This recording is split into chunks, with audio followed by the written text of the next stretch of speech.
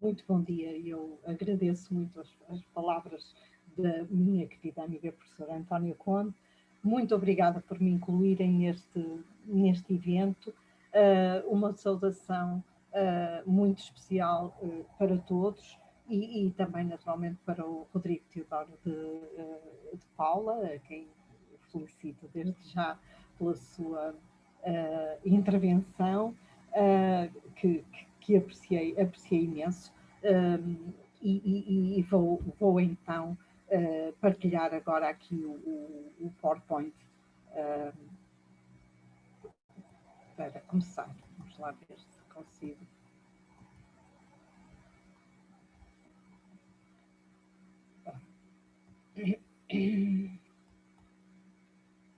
Não estou a conseguir pôr isto em ecrã completo para poder partilhar o ecrã.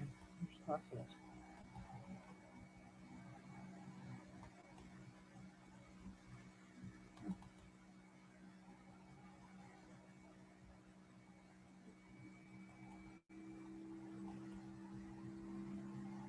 Penso que já estarão a ver, certo? Já está, Elisa, certo. Okay. Avance. Muito obrigada.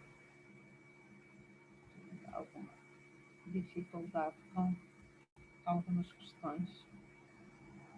Muito bem. Então, enfim, aqui neste primeiro slide, podem ver um sino da Basílica dos Congregados e aqui o centro da cidade, no edifício onde eu também trabalho, na Universidade do Minho, que tem a Basílica e ao lado o antigo convento. E neste slide eu acho que esta fotografia deste sino dos congregados tem então aqui o passado e o presente, não é? Porque tem o sino e lá está aqui do lado direito, enfim, o mecanismo da transmissão agora sem intervenção do sineiro. Braga, como sabem, detém um património histórico, artístico e religioso singular, a enorme quantidade de templos católicos com as suas torres sineiras é de facto marca e identidade da cidade. É a cidade dos arcebispos príncipes, não é? Foi detentora no passado de um ritual sonoro bronzeo extraordinariamente significativo e intrínseco a partir da sua catedral. A sua construção teve início no século XI e foi solenemente sagrada pelo bispo Dom Pedro em 1089. Eu penso que foi a primeira catedral construída em Portugal. Aliás, Portugal ainda não existia como país, não é? E se calhar por isso é que é tão conhecida a expressão mais velha que a Sé de Braga, não é? O mais velho que a Sé de Braga. Em 1526, o arcebispo Dom Diogo de Sousa mandou fazer para a Catedral Bracarense um sino grande e outra da terça e a campa com que se distingue que quebrarão conforme anotou o cônego Tristão. E isto é uma referência já do professor Avelino Costa. Na verdade, Dom Diogo de Sousa ofereceu 5 sinos para a Sé, e enfim, esta particularidade que todos sabem, mas que eu acho extraordinário, que é serem consagrados e batizados, não é?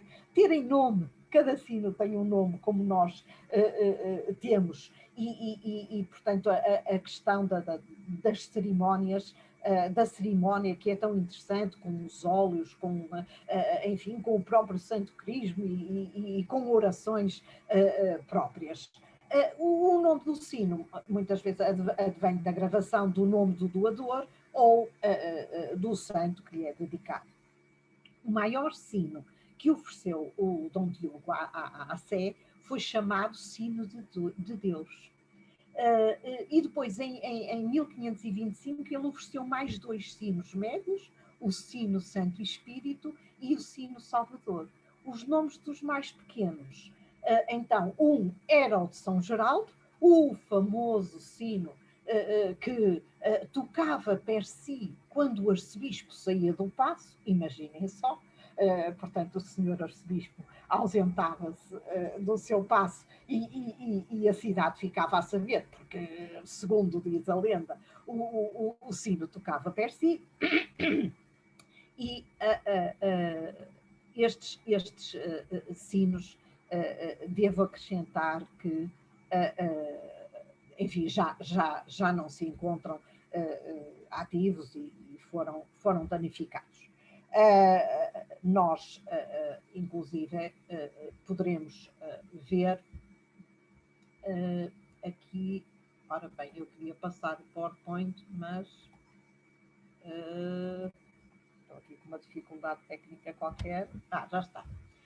Nós temos aqui a Sé Catedral, enfim, aqui numa fotografia já, numa imagem do século XIX, mas ainda está lá o tal sino que tocava sozinho sempre que o arcebispo saía, e que hoje, numa imagem atual, já não está lá colocado.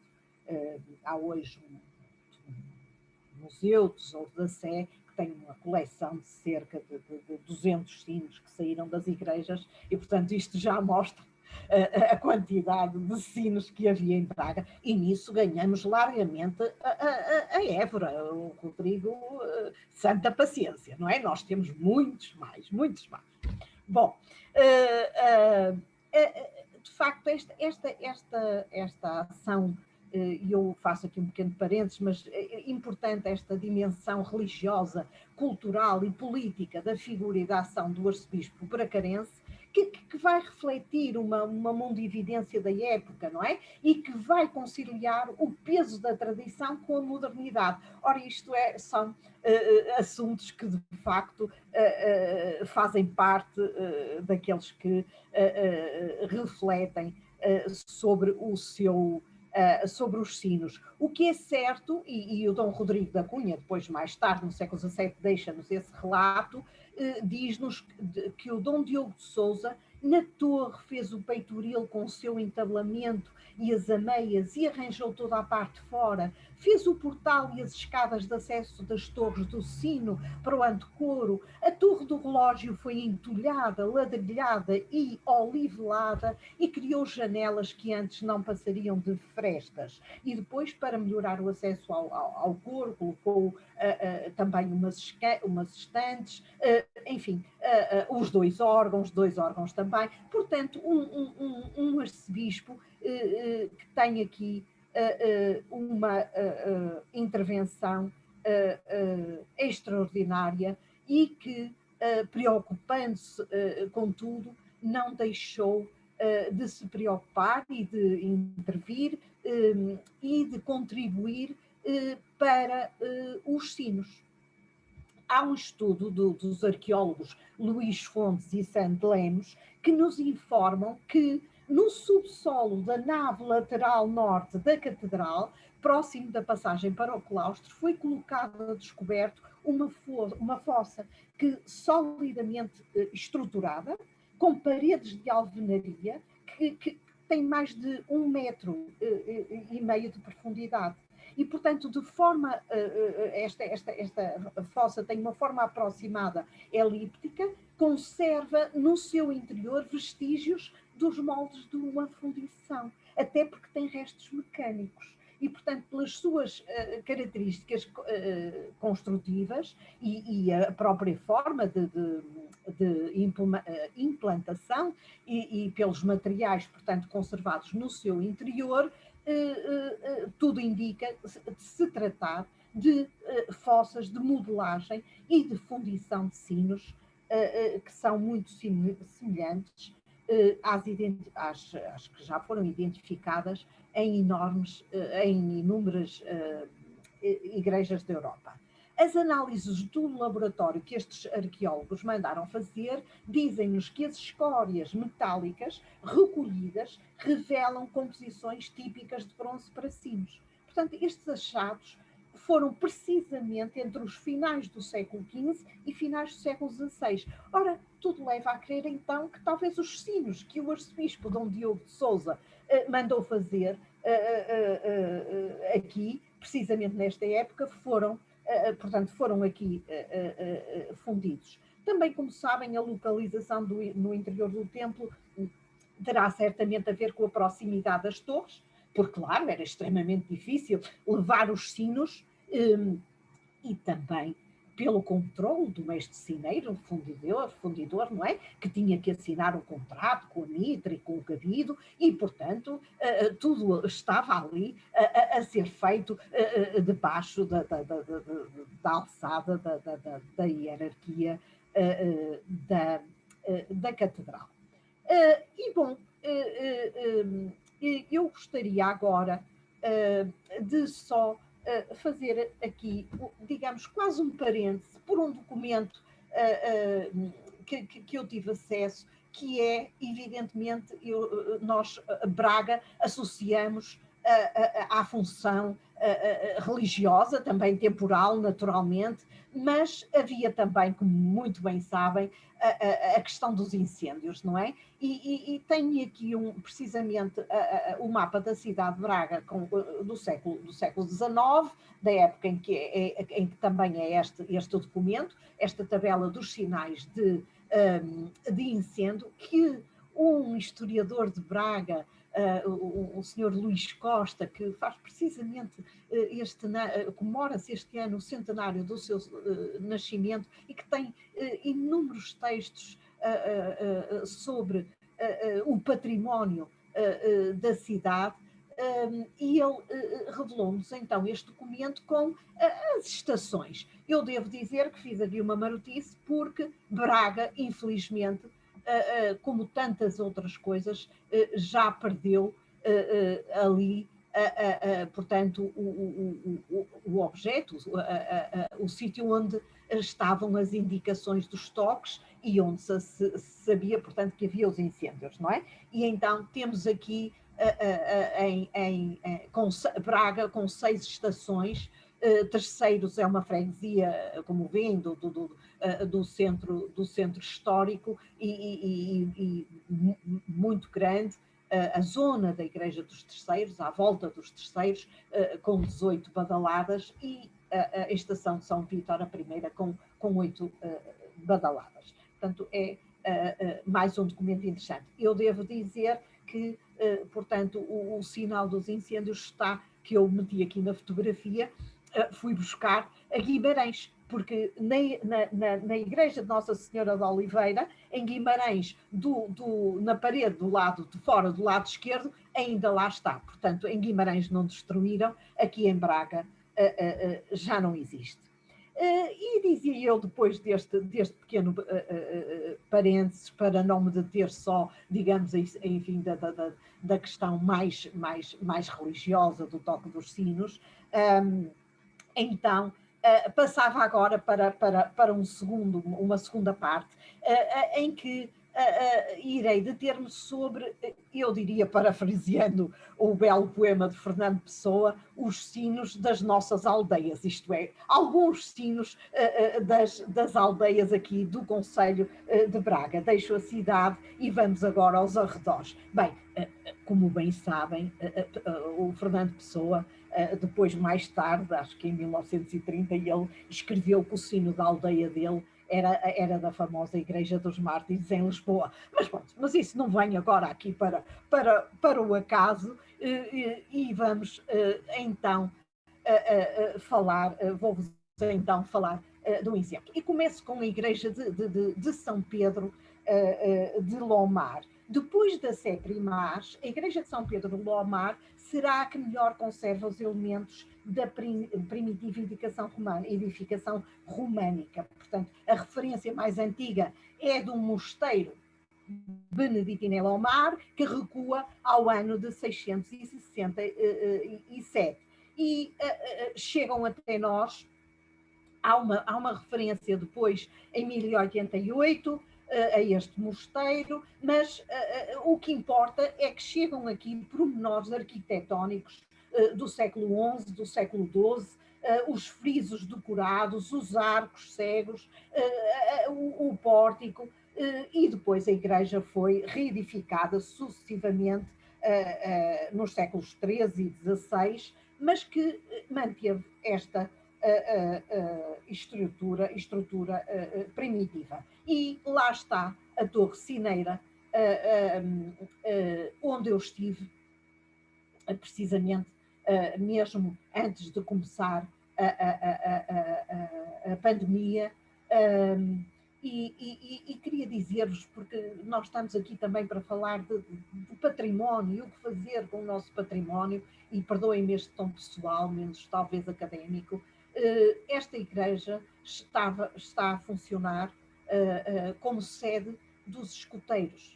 E quando cheguei à torre encontrei centenas de cassetes de vídeo e vi-me grega para lá chegar, e enfim, e por dentro a igreja conservava muito pouco do que foi no passado. Com o orçamento participativo de Braga, da Câmara de Braga, a freguesia ganhou esse orçamento, esse concurso, e portanto a igreja vai ser restaurada. Mas eu pergunto como é que vai ser restaurada?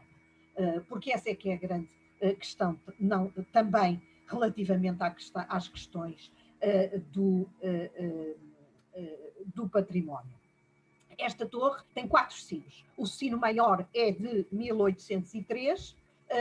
Peço desculpa, aqui apenas um slide em que se mostra o que ficou um bocadinho dos retábulos e aqui destes anjinhos, e aqui a referência na coreografia portuguesa do padre António Carvalho da Costa, portanto, do início do século XVIII, sobre São Pedro de Lomar e este património. Mas dizia eu que a torre tem então 4 sinos, o sino maior, que é de 1803, que foi levado para a nova igreja paroquial construída de novo da freguesia de Lomar, estava partido, foi alvo de restauro, mas também graças a estes jovens escuteiros voltou para o sítio, para a torre cineira da velha Igreja Matriz de Lomar.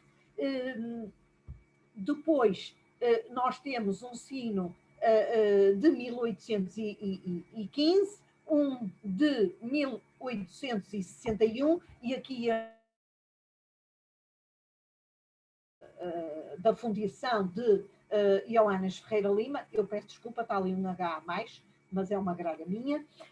E depois o sino de 1901, que mantém também o H, que não devia ter, e que tem, portanto, a medalha, tem no sinete, não é?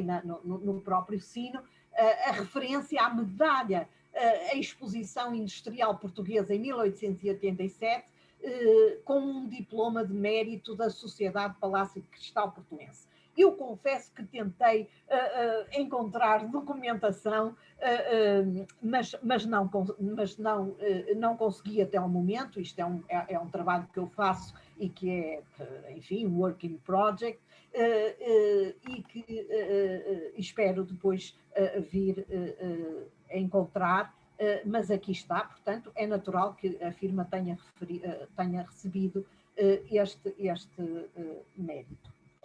Depois temos a Capela do Senhor dos Passos de Cabreiros.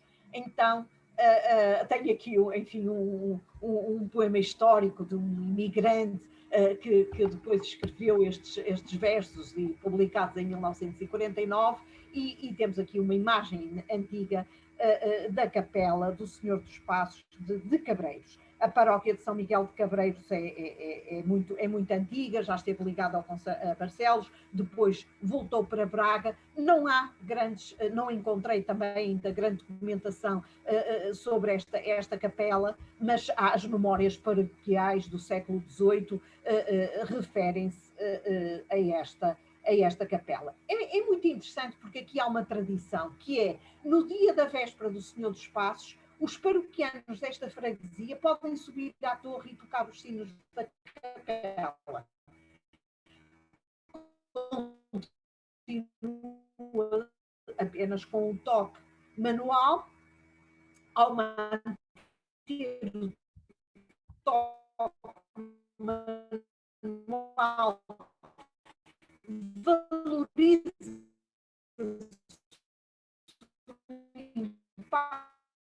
facto que os sinos mantém-se viva, faz parte da identidade cultural da população, ancestral. E mesmo nos sinos, uma vez por ano, mantendo-se essa tradição. A Torre Sineira tem atualmente 3 sinos. Eu vou referir-me ao sino mais antigo de 1792, cá está, Ioannes Ferreira Lima, e com o seu sinete, Mefésia de Prácara. Tem esta inscrição, eis ou coisas adversas, fugia à cruz, não é? A imagem de Santa Bárbara, já conhecemos estas tradições, também com uma custódia santa, e, portanto, estas são os pormenores e aquilo que podemos ver. Ali ao fundo está então a Igreja Nova construída e que é hoje, enfim, paroquial e que tem uma torre sineira nova.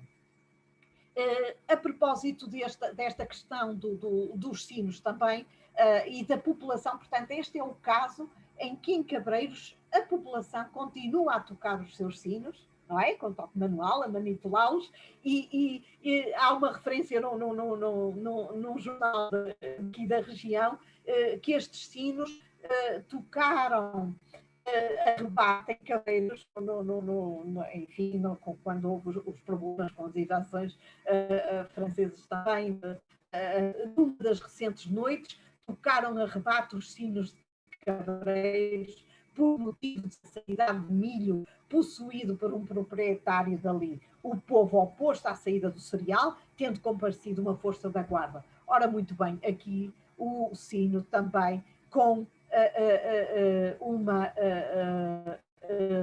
intervenção,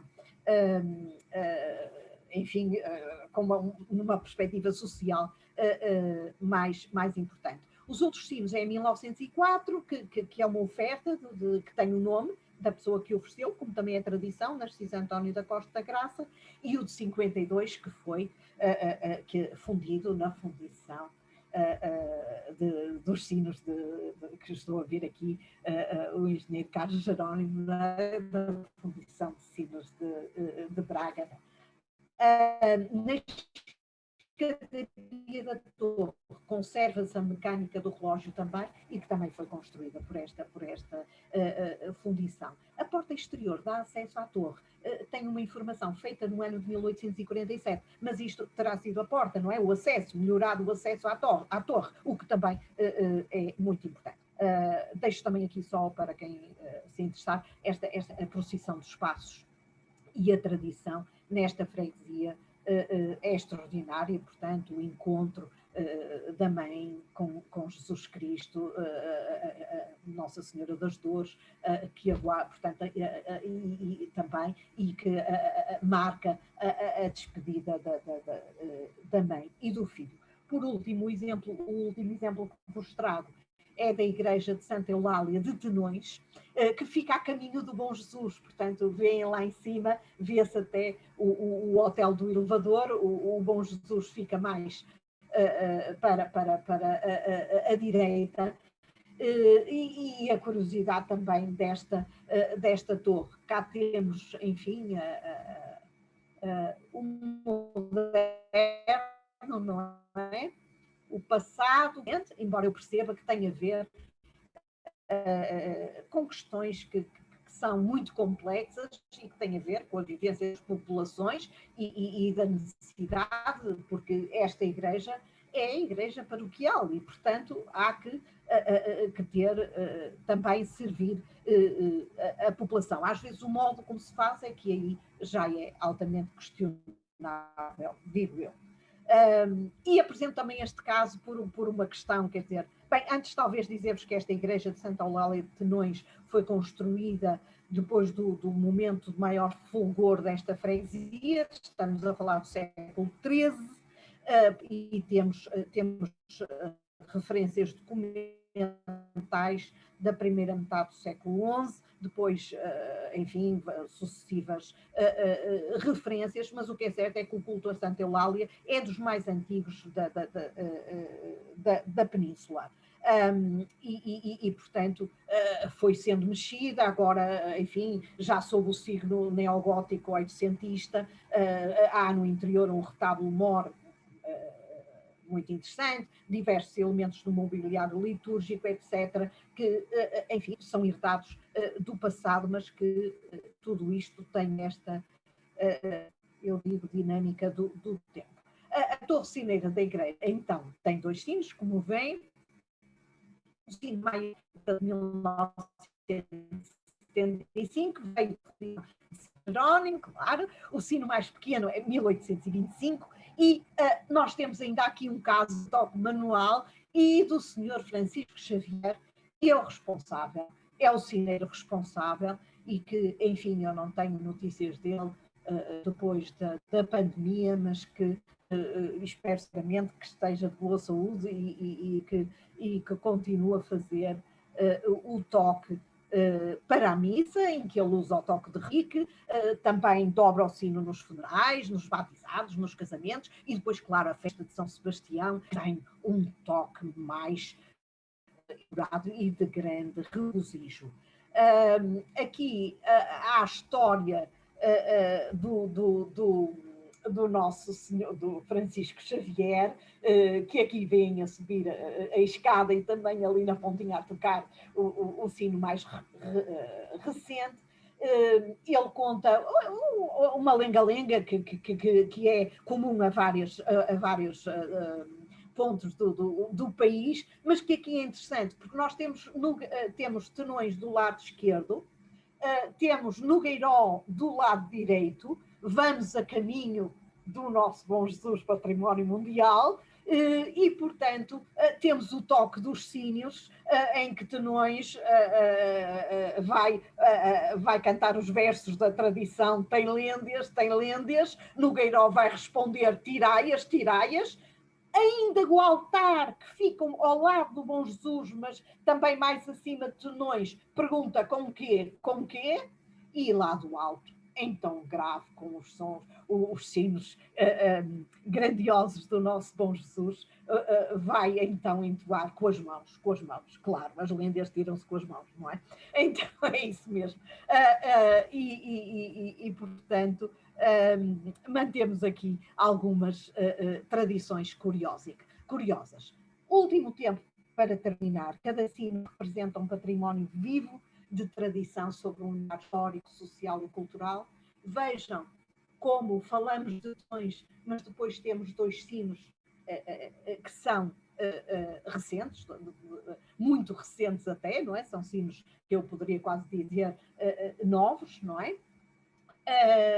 E eu gostaria aqui de vos citar o professor Vítor Serrão, que escreveu um texto fantástico, na minha opinião, em que ele refere que existem sempre alternativas à brutalidade dos iconoclastas, enfim, sejam quais forem as razões invocadas para esconjurar símbolos e códigos imagéticos, e isto também tem acontecido com as nossas igrejas do eu refiro, enfim, ao Conselho de Braga, às igrejas das freguesias que eu tenho percorrido deste projeto que vou tentando levar a cabo.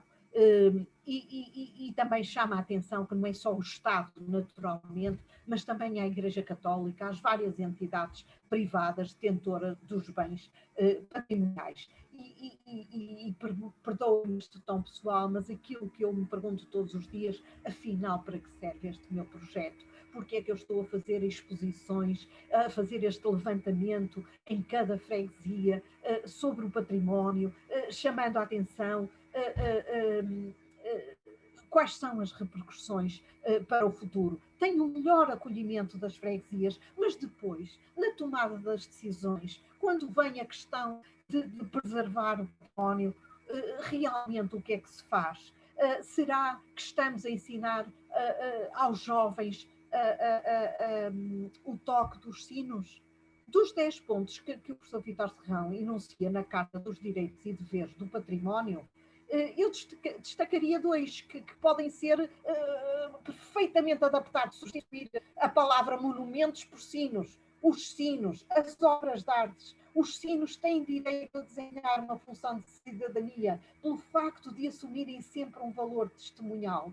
Os monumentos no texto de Serrão, mas os sinos, as obras de arte, têm direito a dar cumprimento às suas mais-valias históricas, estéticas, pedagógicas e sociais, que, tal como ontem, continuarão ou não a ser sempre operativas. O abandono, a remoção, a destruição de sinos é uma realidade tão antiga quanto os próprios instrumentos. Em tempo de guerras, de convulsões sociais e políticas, foram muitos os sinos derretidos e usados até para construir armas, como bem sabem, para a indústria do armamento. Em tempos odiernos, em que já não há motivo para subir à torre, ou quase já não há, nem quem lá vai. Eu encontrei muitas vezes situações em que não conseguíamos chegar à torre, ou era o alçapão, ou era tal lixo que lá havia, as dificuldades que eu cada vez que vou para o campo fazer este levantamento, com a minha querida amiga, design e fotógrafa Ana Amorim, que me acompanha, e portanto, tudo o que vivemos para conseguir chegar a algumas torres. Portanto, cada vez menos há quem saiba tocar. Os sinos são abandonados à sua sorte. E, por vezes, nem conseguimos lá chegar, de facto. Uns permanecem em silêncio, outros têm o maestro cá em baixo, que os manipula, certo?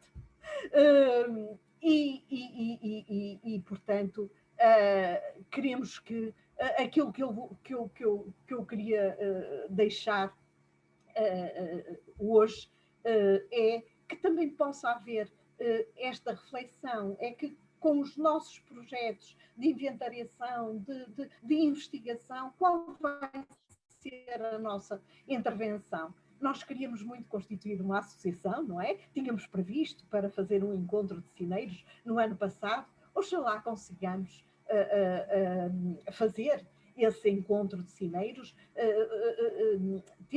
constituirmos essa associação e também possamos ter um workshop para podermos também aprender a tocar os sinos, para que possamos transmitir esta prática às novas gerações. Muito bem, Elísia. Obrigada pela vossa atenção.